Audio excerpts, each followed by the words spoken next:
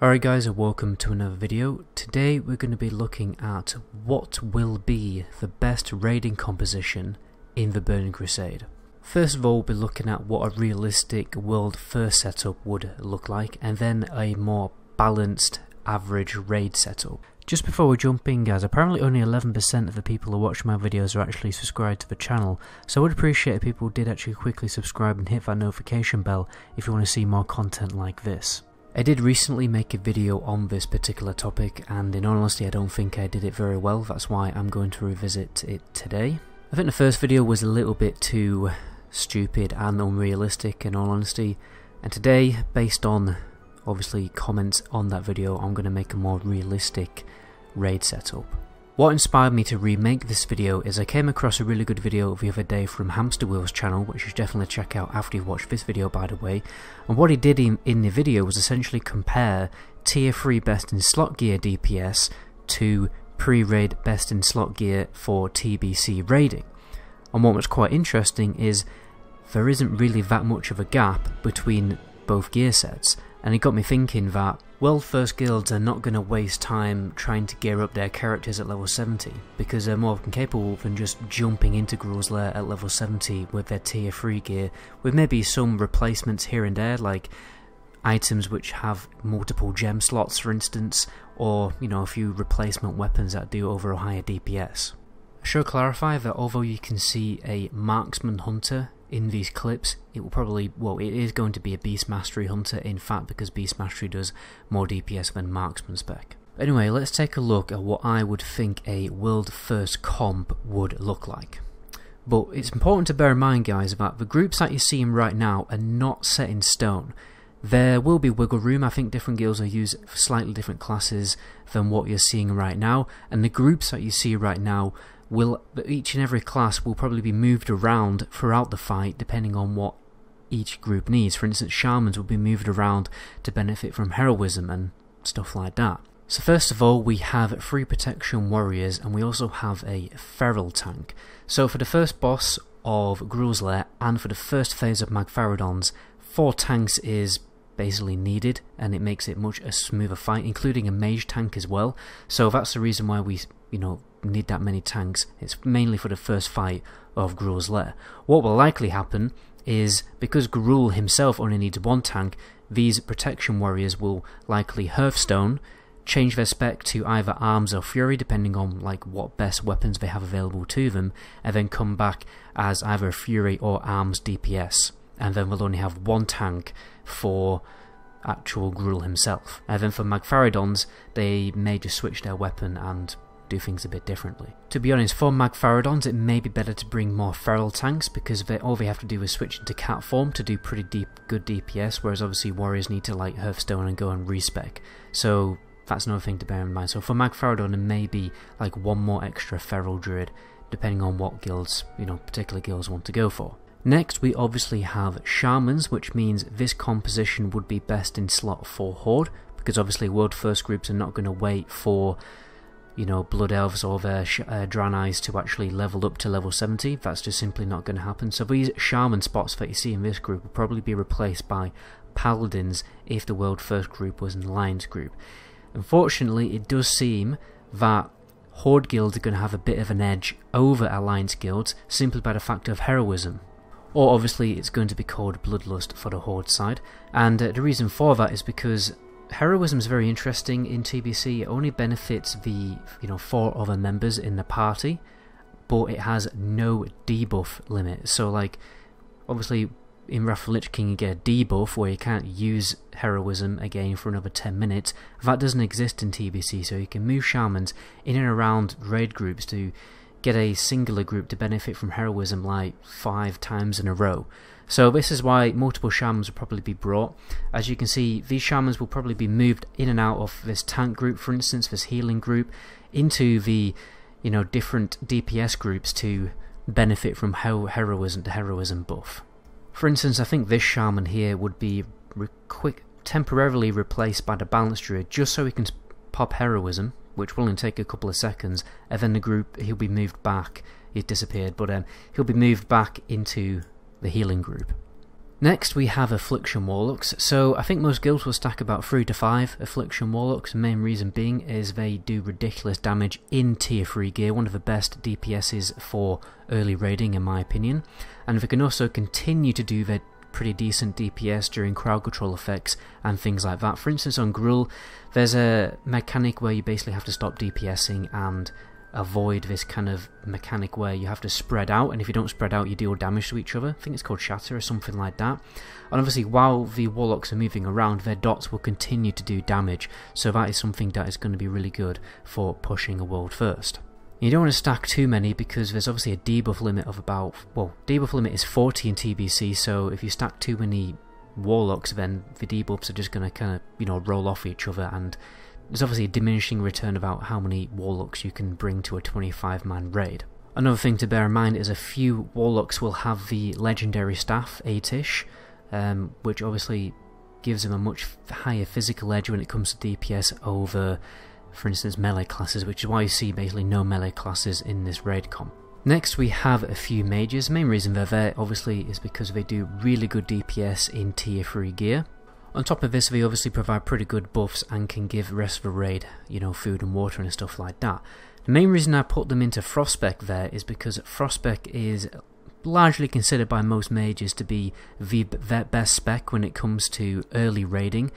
Fire Spec and Arcane Spec scale better with their gear, and Arcane Spec scales better with tier 5 set bonuses. So most mages, not all mages, will spec Frost when they start raiding because it will provide the most DPS.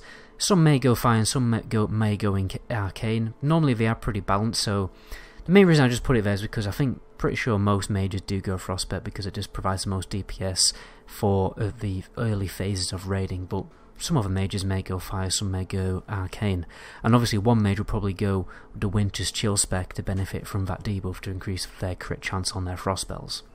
Next we have a Balance Druid. The main reason the Balance Druid is there is because of Moonkin Form, which provides an extra 5% spell crit, so that's going to be pretty useful for a Frost Mage group. However, some guilds may not decide to bring a Balance Druid because Balance Druids obviously do much less DPS than a Frost Mage or an Affliction Warlock, so that spot might be swapped out by better DPS. It may not, it just depends on a guild's preference. Next we have a Feral Druid. Obviously a Feral Druid will be brought as a tank spot, but Feral Druids actually do provide a pretty decent buff to the other hunters in this group. They provide 5% extra crit for the hunters, so that's going to be pretty useful, and also a little bit of extra healing and some debuffs. Next we have Hunters. The main reason Hunters are here just simply by the fact that they do really good DPS, and again stacking loads of the same class is going to be less beneficial because of debuff slots and stuff like that. We also have a Survival Hunter, mainly for debuffs, so Survival Spec have a pretty decent debuff. I'm going to quickly read it again. The debuff is called Expose Weakness. Basically whenever the hunter crits, he will increase the attack power of all attackers against that target by 25% of his agility for 7 seconds. So that's, in my opinion, that's going to be a pretty good debuff for the rest of the hunters of the group, so I think one hunter may go Survival Spec. They may not. They may decide that the DPS loss by going Survival Spec will be too much to be justified for that little debuff. It just obviously depends on the guild's preference. Next we have Holy Priests. They are generally just really good healers, and they provide pretty good buffs like stamina buff and stuff like that, and they also provide a buff for the tanks which increases their armor rating by 25%, which is pretty essential for definitely for Gruul as well, and stuff like that. Last thing we have is a Shadow Priest. I think the Shadow Priests are going to be moved around different groups depending on which groups need mana, but I think Shadow Priests will probably mainly be in the healing group to increase their mana, so the healers have a little bit of extra mana. The amount of mana that it returns is pretty ridiculous. It can easily return in a long fight basically an entire healer's mana pool at least once, so that's where they're brought. We also have really good debuffs that increase the shadow damage of Warlocks by, pretty sure it's 10%, and we also have Misery, which increases spell damage even more, so they provide a really good debuff and a slight DPS increase for all the other Warlocks in the group. Forgot to mention we also have a Restoration Druid. The main reason it's in the tank group is because the Tree of Life ability provides a party buff that increases the healing on all the other targets in the party by a pretty significant amount, so that's why you're probably going to bring a Resto Druid, and obviously you're probably going to need at least a few Druids, which is why I brought 3 Druids, for simple fact that you're going to need some combat reses. Combat res is obviously very, very useful when you're trying to push for world first. Now let's look at what I consider a more balanced average guild setup. The reason why I say balanced is because, you know, the average guild isn't going to stack the same class into, you know, the high numbers like 5 of the same class, because when it comes to actually gearing up each and every party member, it's just going to take ages. So that's why guilds are going to have a little bit more of a balanced setup like this, or multiple different specs and classes, simply for the fact that you need to actually gear up your raid, you know, efficiently and effectively. And again, like, these positions where they are in the groups right now are not entirely set in stone, because they're going to move around quite a lot, you know, to use the little heroism trick, and you use Shadow Priest differently depending on like where the mana is needed and stuff like that. So the spots aren't precisely set in stone, but it's probably a good idea of what the raid setups are going to look like most of the time. I think the key spots here really are Shaman and Paladin spots, so there's a balance of Shamans and Paladins here, because obviously I think the perfect raid setup is going to like wait for Shamans and Paladins to level up to level 70. So the reason why I have a balance of them, you know, in all the different groups is obviously Shamans provide really good totem buffs for pretty much every single other class, and Paladins, you need at least 4 to give every single class all of the essential buffs that each and every class needs. I think some classes do benefit from more buffs than that, but most of them are going to be pretty good with 4 Paladin buffs. So that's Kings, it's Blessing of Might, Blessing of Wisdom, and Blessing of Sanctuary, and obviously Salvation. We also have 3 Hunters and 3 Warlocks. Main reason they're there is just simply because they do such good DPS. A couple of Mages, you're going to need one for the Mage tank, and again, Mage are a pretty good class to bring along. Shadow Priest there for the mana regeneration, Balance there to buff the Affliction Warlock group, Elemental Shaman because they provide a little bit extra benefit to cast DPS. We also have a melee group of a Feral Druid, Combat Rogue, Enhancement Shaman, Fury and Retribution Paladin. So main reason we bring the Enhancement Shaman again is just to balance things out a little bit more. They do obviously do probably one of the worst DPS in the game actually, unfortunately, but they do provide pretty good benefits to other DPS or melee DPS in the group with their totems and one of their talents. And the reason we bring a Retribution Paladin is mainly for the debuffs, so they have a debuff where they increase the chance for every single other melee DPS to crit by about 3%, and we also have Crusader Strike, which refreshes all other judgments on the target. So the other Paladins, the Protection Paladin and the Holy Paladin, they can dip, you know, Seal of Light or Seal of Wisdom, and the Retribution Paladin can keep refreshing it, which massively benefits the raid's healing and mana efficiency. And obviously there's a decent amount of Druids here for mainly the combat reses. I included a Protection Paladin as well, again to balance the gear out a little bit, because there's obviously, you know, Protection Paladin gear where it's only good for Protection Paladin, you need to actually give it to someone.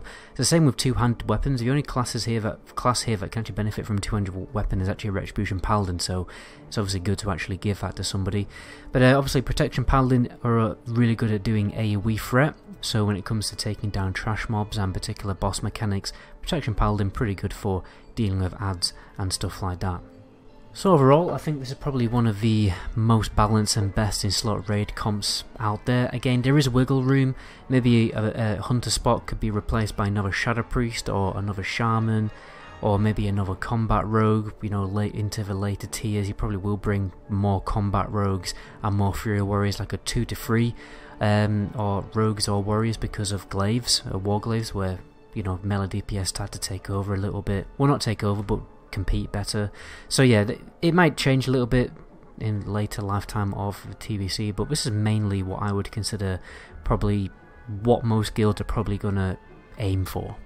When it comes to 10-man Karazhan groups or Zulaman, I would probably estimate that those 10-man groups that you're going to see are going to be combinations of the groups that you're seeing right now. So just imagine smaller versions of this setup. That's probably what the Karazhan groups are going to look like, with a few people maybe respecing here and there, and then maybe filling in the spots with pugs or, you know, social members and stuff like that. But lastly, let's take a look at what I consider probably the best in slot world first Karazhan group would actually look like. So this is what I think a Karazhan world first group would look like, obviously on the Horde side, because we have Shamans. We have a Protection Warrior and a Feral Tank as the 2 tanks, because they're probably the best tanks to go for in Karazhan, apart from a Protection Paladin, but obviously you're not going to wait for a Protection Paladin to level up. We have 2 Beast Mastery Hunters and 2 Affliction Warlocks. Main reason we have them is, like we talked about before, they do ridiculously good DPS in tier 3 gear, so they're mainly there for the high DPS. We have a Resto Shaman and Elemental Shaman, so that's 2 Bloodlust that they can benefit from. We have 2 Druids, which means 2 combat reses. And then we have a Frost Mage, because there are some curses that you need to deal with, and they obviously provide decent buffs and can hand out food and stuff like that. These spots may be different a little bit, but I don't think any of the DPS will be swapped with a melee DPS, because melee DPS simply do less DPS. I don't think that World First groups are going to do Nightbane. I'm not sure how it's going to be. Maybe like World First 4 runs would probably bring more melee DPS, but World First Prince Malazar runs, the last boss, probably wouldn't consider bringing melee DPS. It depends like how that's actually going to play out, whether we're going to consider a full clear as the actual world first kill, or just the last boss as the world first kill.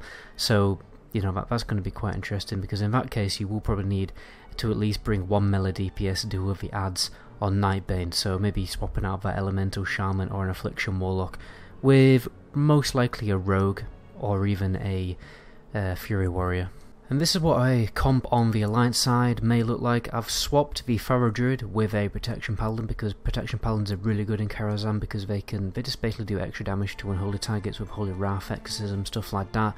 So they're really good at dealing with the trash, because the trash before the first boss is probably one of the most difficult parts of the actual dungeon, and Protection Paladin are very good at dealing with it.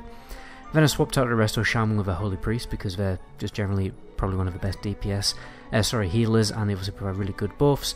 And then swapped the Elemental Shaman with a Shadow Priest. I think Shadow Priest probably were going to be one of the most beneficial classes to bring along as a support class, but that spot may be taken by, you know, a Frost Mage or another Warlock or Hunter if, you know, particular guilds just want to prioritise increasing DPS. It depends how like people are going to calculate it, whether they think a Shadow Priest is going to technically provide more benefit than an extra DPS. Again, it's going to be on guild preferences. And this is obviously only roughly what I think it is probably going to look like. But anyway guys, that's where I'm going to end the video there. My name is Medagoblin. Until my next video, ciao.